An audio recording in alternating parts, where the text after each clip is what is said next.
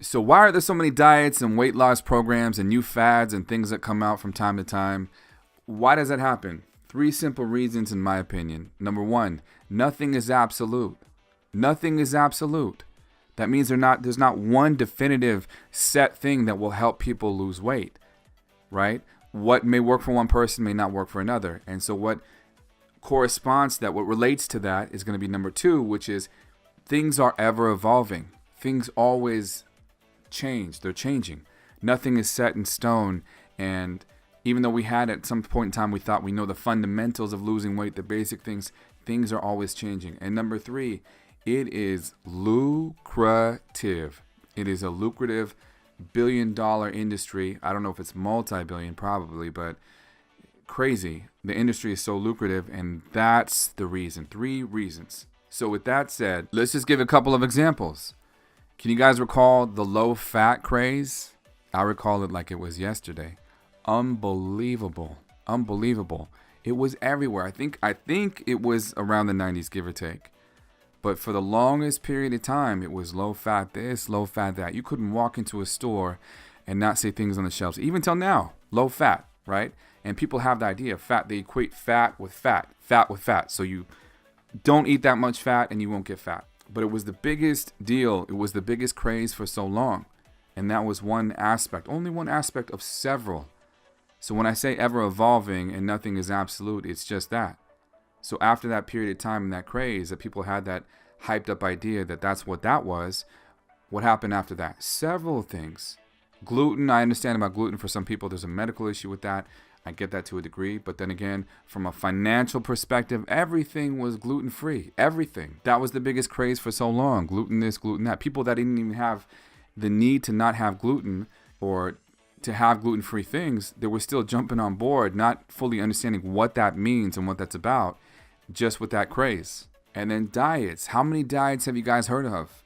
Let's sit here now, from now until the end of next year, to figure out all these various diets that have come about. And so from a financial aspect, when I say it's lucrative, it's crazy lucrative. And it's going to stay that way for the longest time. I don't think it's ever going to change. So the South Beach diet, the Atkins diet, things like that. So it went from, intake and output, caloric intake, what you're putting into your system as opposed to output. The big debate was that, and then somebody refuting that claim saying, no, it's just carbs, what you put into your system. So now, as to who's right and wrong, I'm not talking about that. I'm just saying this is why you see so many things out there. This is the reason why.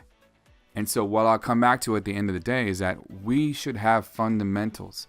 We should have the fundamental idea as to how we lose weight and what we do. And a lot of people don't do that. Rather, they're not necessarily aware of that.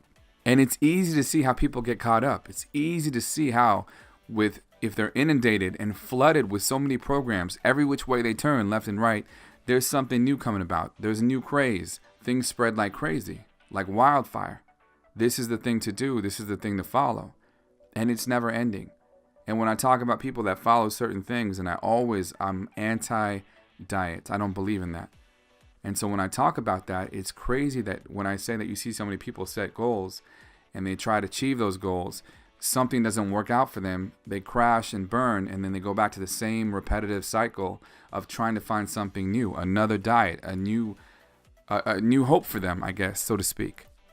So when it's all said and done, I'll still promote the same thing. I will be on repeat saying the same thing, and I will say it's a balance and it's a way of life. That's what it comes down to at the end of the day.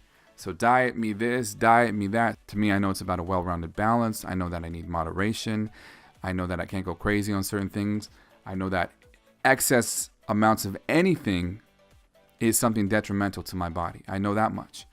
There is such a thing as too much of anything, and that much I know. So balance is key.